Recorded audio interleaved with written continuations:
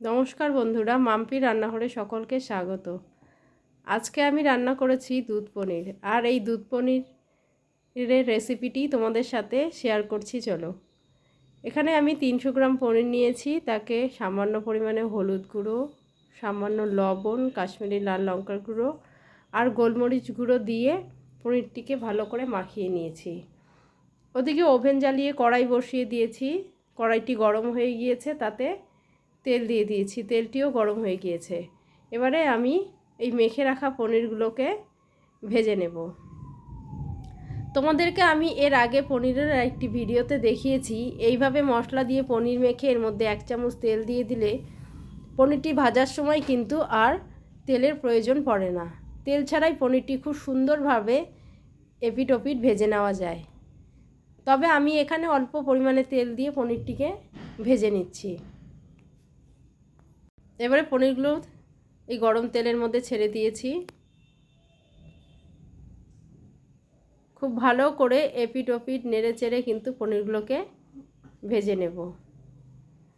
এই পনিরগুলো ভাজা হতে হতে আমি পনিরের যে মশলাটি সেটি রেডি করে নিয়েছি কয়েক টুকরো আদা, 2টো শুকনো লঙ্কা আর জিরে, আর নিয়ে নিচ্ছি 8-10টা কাজু বাদাম আর 10টা কিশমিশ।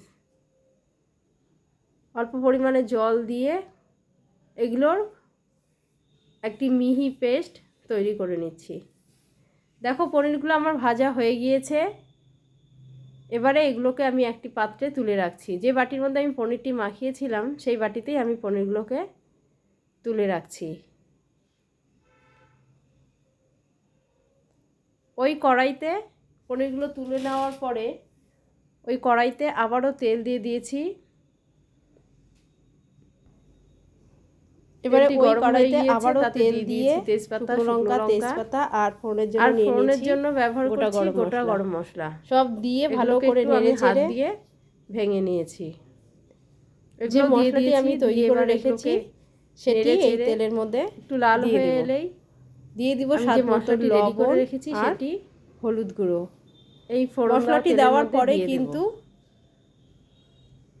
বারবার নেড়েই যেতে হবে। এখানে আমি গ্যাসের ফ্লেমটাকে জানো যে কাজু বাদাম দেওয়া থাকলে সেই মশলাটি কিন্তু এই মশলাটি দেওয়ার পরে যাওয়ার চান্স খুব বেশি থাকে। ক্রমাগত নেড়েই যেতে হবে, নইলে কাজু বাদাম দেওয়া আছে তোমরা সকলেই জানো। কাজু বাদাম দেওয়া থাকলে মশলাটা নিচে ধরে যাওয়ার একটা চান্স থেকে যায়। আজকের এই দুধ পনিরের রেসিপিটি ছিল কিন্তু অসাধারণ।